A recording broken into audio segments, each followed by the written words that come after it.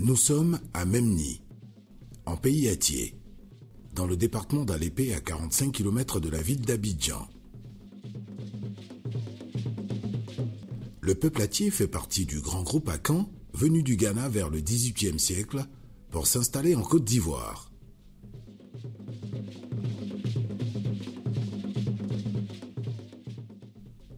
Répartis en 3 grands groupes, on les retrouve principalement à Adzopé, à Niama, à Ferry, à Gou, tous dans la région de Lamé au sud-est de la Côte d'Ivoire. Les Atiés sont divisés en 3 grands groupes. Les Lépins, nous qui sommes à l'épée ici, les Nya, c'est d'Anyama, les Tchouyasson et les Kétins, les gens d'Adzopé. À Memni, nous sommes les Nendins. Donc les Nendins sont 54 villages dont Memni fait partie. Et c'est le plus gros village d'Alépé.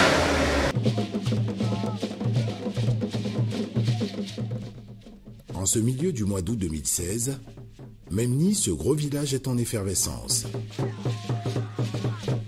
L'événement qui réunit ce peuple Atié et ses invités n'est autre que la fête de génération, le Fokué ou le Fakué.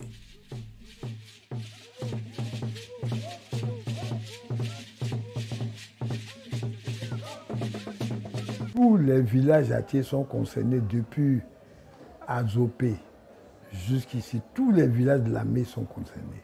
L'année commence ce jour-là. C'est le jour qu'on appelle Yabé. Yabé, c'est le premier jour de l'an, notre 1er janvier. C'est là qu'on sort une génération ou bien on prend une génération.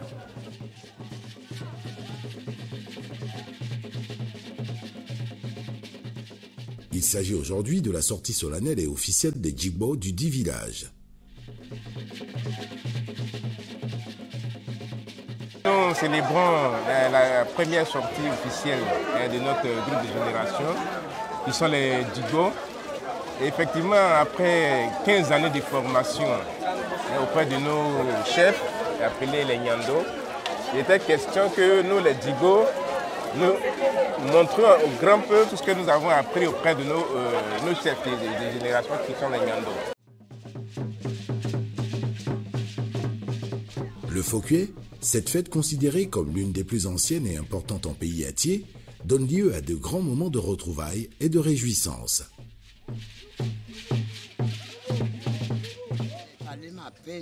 J'ai déjà assisté à 5 fêtes de génération comme celle-là. La fête reste la fête. Mais il faut reconnaître que les temps ont changé. Les jeux ne sont plus ponctuels. Avant, la cérémonie aurait démarré depuis. Mais je ne comprends pas pourquoi cela traîne.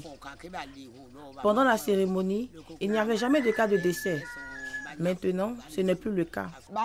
Quelqu'un peut mourir. Les amis de génération étaient capables de remettre sur pied un de leurs, gravement malade. Non, les temps ont changé. Heureusement, le Kaolin est toujours là pour lever les barrages mystiques.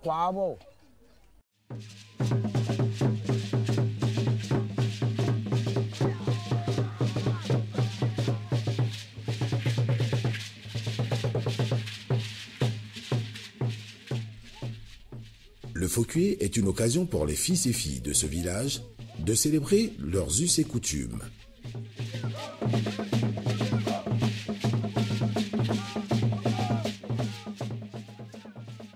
C'est notre fierté de commencer la génération de 1996 à 2016. Ça fait 20 ans. Nous avons beaucoup souffert. Aujourd'hui, nous sommes tous heureux. La génération Djigbo est heureuse de faire sa première sortie. Durant une semaine, nous sommes en fait à Memni. C'est la grande parade aujourd'hui. Et les différents groupes de génération qui composent les Djigbo sont obligés, n'est-ce pas, de passer sur la terre principale, montrer, n'est-ce pas, au grand public, à tous nos invités qui sont arrivés d'Abidjan, mais peu de partout de France, ce que nous avons effectivement appris.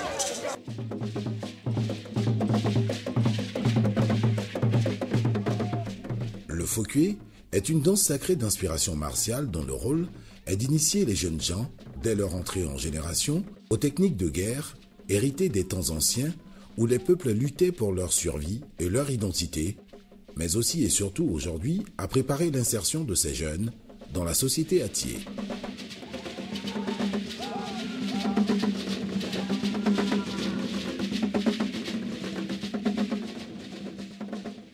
Fokwe fait de vous un homme. Tant que vous n'entrez pas dans ça, vous êtes considéré comme vous n'avez pas de valeur.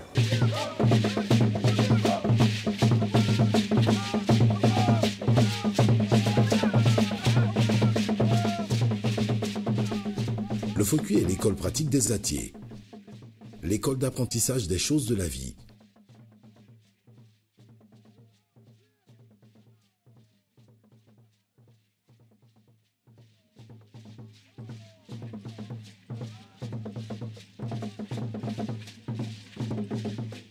Toutes les manifestations de la vie politique, sociale et culturelle prennent leur source dans le cadre du Fokwe, qui s'exécute dans la structure de la génération.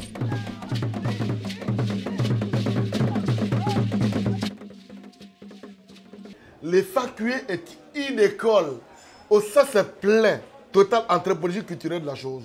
Ce n'est pas l'école où on va donner à l'individu des qualifications. Ici, c'est l'homme, tout l'homme en entier. L'homme physique, biologique, culturel, historique qui est enseigné.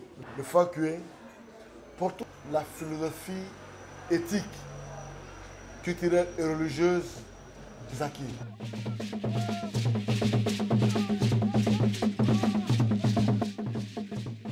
Tout ce que nous faisons dans ce village est régi par la génération, c'est-à-dire tout tourne autour de la génération. Depuis la chefferie de famille jusqu'à la chefferie du village. Dans les autres régions Atiers, évidemment, il y a un peu de changement de part et d'autre dans les autres villages. Mais à Memni, tout se fait autour de la génération. Vous ne pouvez rien faire à Memni sans la génération. Ça, c'est notre base fondamentale.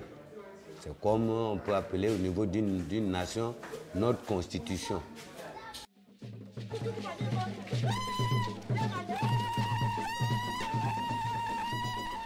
Les Atiers sont organisés en 3 classes d'âge ou générations. Cette classification en 3 classes d'âge leur est spécifique.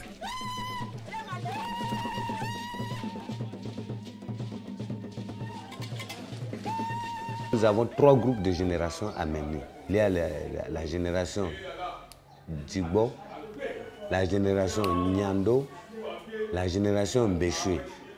Là, les 3 groupes de générations. Maintenant, au sein de ces 3 groupes de générations, les membres sont composés de catégories d'âge, qui sont les fils aînés forment leur groupe que nous appelons ici les Géo.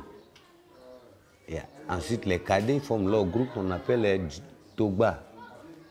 Le 3e est Bonto.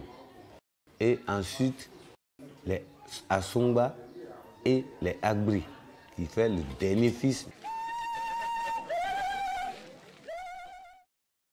Donc, dans ces 3 générations, vous avez toujours les mêmes 5 catégories. Ainsi, toutes les personnes de sexe masculin font partie d'une des 3 générations. La fête de génération est principalement l'affaire des hommes. Cependant, les femmes ne sont pas reléguées au second plan. Elles accompagnent les hommes tout au long du processus.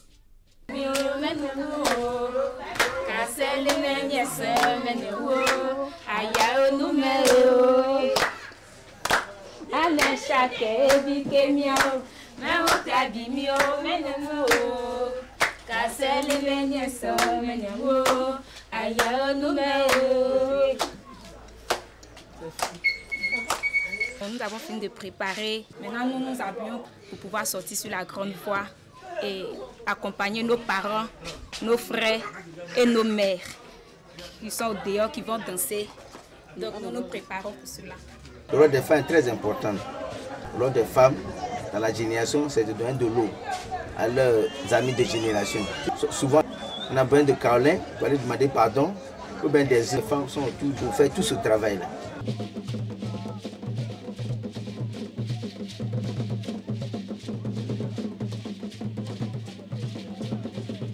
Les femmes sont à l'arrière pour chanter, pour donner la force aux garçons de faire ce qu'ils doivent faire.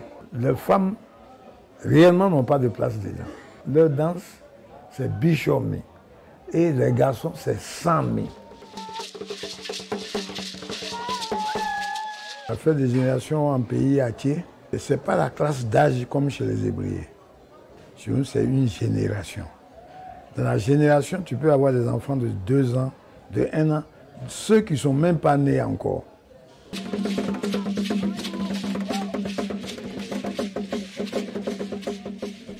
Durant cette cérémonie, la génération la plus ancienne va passer le flambeau à la classe d'âge qui la suit.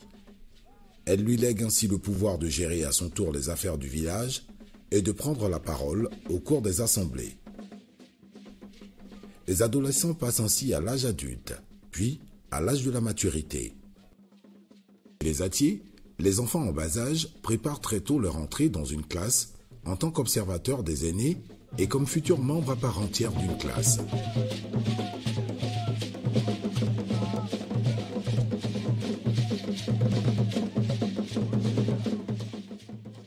Ces fêtes, depuis mon enfance, ça a existé et il n'y a pas eu de changement. Ça est tout, une génération passe au moins 15, 20 ans, après une autre génération arrive. La génération actuelle, qui sont en train de sortir, sont qui vont prendre la relève, le commandement du village. Ils vont gérer le village pendant au moins 20 ans. Par ailleurs, il existe un ordre chronologique préétabli pour la prise du pouvoir.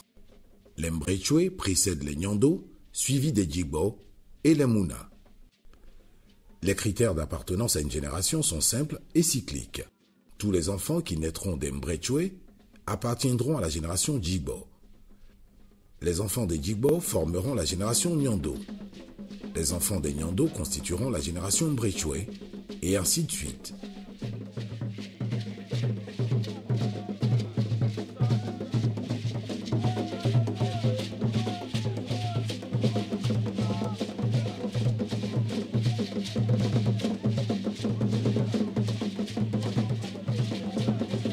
Mes enfants connaissent leur génération. Ceux qui ne sont pas encore nés même connaissent leur génération. Ceux qui vont venir après des centaines d'années connaissent leur génération. Ils connaissent, c'est tracé. Il y a pas, personne ne peut tricher ici. On ne triche pas. Tu as une génération, ça te suit. Moi, je connais. Moi, je suis Nyando. Mes enfants sont Bichués. Ils ne sont pas encore sortis, mais déjà, on les connaît. Eux, leurs enfants, ils vont sortir. Déjà, on les connaît. Ils ne sont pas encore nés, mais déjà, c'est tracé dans le futur. Nos parents l'ont tracé, déjà, c'est fini. On ne peut pas nous enlever ça de la tête. L'occasion de la sortie de Djigbo à Bemni, il a tout trouvé pour qu'on puisse redéfinir notre identité africaine, particulièrement acquis.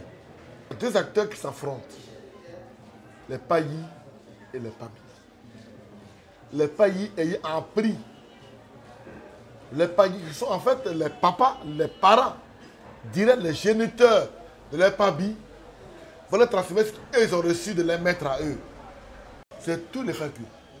Ici, il s'agit de voir si ceux qui vont maintenant désormais avoir la rue, en fait, ceux qui sont là, ont en leur main la sécurité du village. Ce sont les seules habilités qualifiées pour promulguer toute loi. Il n'y a pas la question des chefs de village. Lorsqu'un nouveau chef est désigné, c'est ceux qui sont habilités à faire la publicité de ce nouveau chef. Ici, c'est une dynamique de deux groupes qui s'affrontent au-delà. Ceux qui sont d'aujourd'hui sont là pour voir si ceux qui vont maintenant avoir la charge, la sécurité du village, est-ce qu'ils sont outillés, qualifiés pour le faire. L'arrivée au pouvoir coutumier d'une génération est synonyme de la continuité dans la gestion quotidienne des affaires du village. Elle se fait en plusieurs étapes dont l'apothéose reste la cérémonie de consécration ou sortie officielle. Comme ce jour, celle à laquelle nous assistons nous a permis de vivre des moments de célébration des rythmes traditionnels, de danses guerrières, des démonstrations et confrontations mystiques, sans oublier la grande parade vestimentaire à laquelle se livrent les différentes générations du village.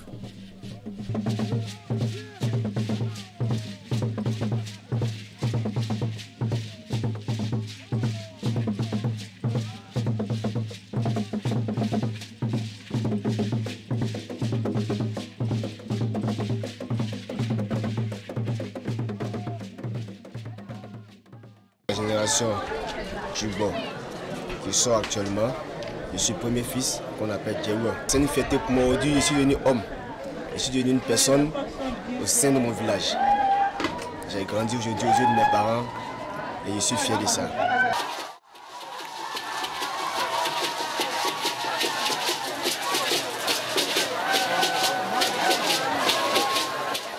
Je dis merci à nos parents qui nous ont guidés, qui nous ont conseillés. Merci aussi à nos chefs de génération qui nous ont vraiment mis sur le droit chemin, qui nous ont montré qu'est-ce que c'est la génération. Je leur dis merci et puis merci à notre parrain.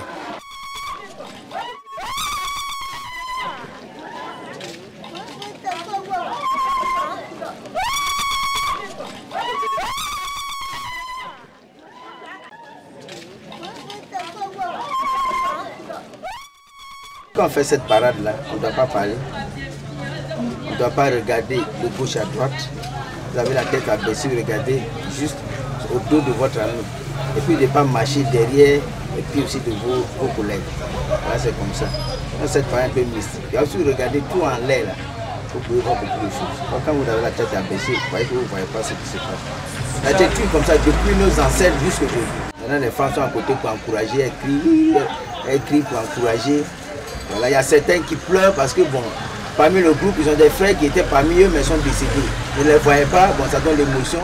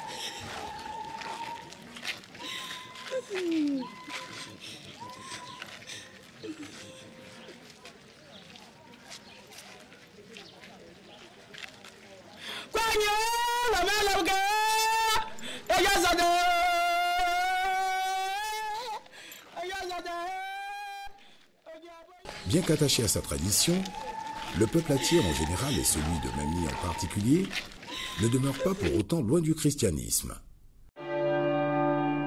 Ce village, c'est un village béni de Dieu. Memni est le village qui a offert plus de prêtres à l'église catholique de Côte d'Ivoire. Une famille où il n'y a pas de religieux, ce n'est pas une famille. C'est-à-dire les familles la rivalisent d'ardeur. C'est-à-dire dans ta famille aujourd'hui, dans ta génération, s'il n'y a pas de religieux, un prêtre, une sœur ou bien quelqu'un qui sait Dieu là, c'est pas bien vu. À Memni, la religion chrétienne est bien présente. Ici se trouve la deuxième plus vieille église de Côte d'Ivoire, après celle de Moossou à Grand-Bassam. Près de 40 prêtres et plus de 10 religieux sont originaires de ce village, qui est le seul en Côte d'Ivoire et même en Afrique pour avoir donné autant de ses fils et filles à l'église catholique. Quand les Blancs sont venus, vraiment ils ont enseigné beaucoup de choses. La première école, après Bassam, c'est Memni. On a fêté les 120 ans tout dernièrement. Tout le département d'Adzopé réuni Memni. Plus grand nombre de prêtres, plus de 33 prêtres, plus de moins 20 religieuses, des séminaristes. On n'en compte pas, ils sont beaucoup. 3 évêques. Il y a Monseigneur Laurent Yapi, ancien évêque d'Abangourou. Monseigneur Joseph Akichi, premier évêque de Grand-Bassam, le petit frère Mamer. Et puis Monseigneur Joseph Akay, archevêque de Gagnon. Actuellement, le secrétaire général du diocèse d'Abidjan, c'est Monseigneur Tadé. Dans cette ferveur de la foi chrétienne, les fils et les filles de Memni sont toujours dans le ton du Fokue, leur tradition.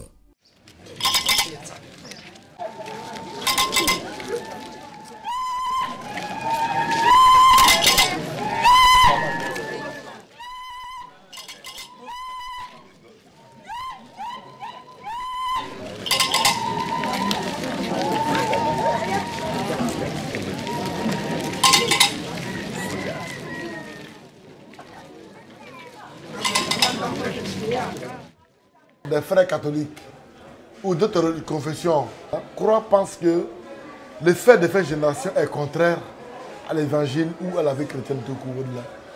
C'est tout le contraire. Tout le contraire, Parce que le Dieu que nous confessons, le Dieu de Jésus-Christ, est un Dieu à la rencontre de l'homme. Un Dieu qui rencontre l'homme dans son contexte culturel, historique, car l'homme chimiquement pur n'existe nulle part. Tout homme est situé une trajectoire culturelle et historique qui le définit et qui confère cette identité au-delà. Et le fait que justement, remplit ce rôle-là.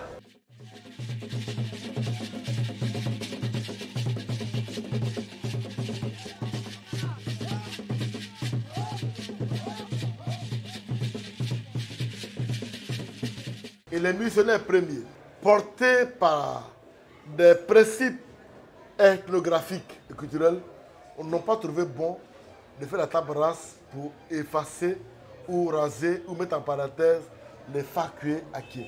Parce qu'en regardant de près, vu que c'était une école où les valeurs enseignées, respect de l'aîné, respect de la chose publique, respect de la vie, la question du pardon, de la négociation sont enseignées et en tenant à les conserver, vu que les facultés n'est en nullement une question diabolique, encore moins quelque chose de contraire à l'évangile.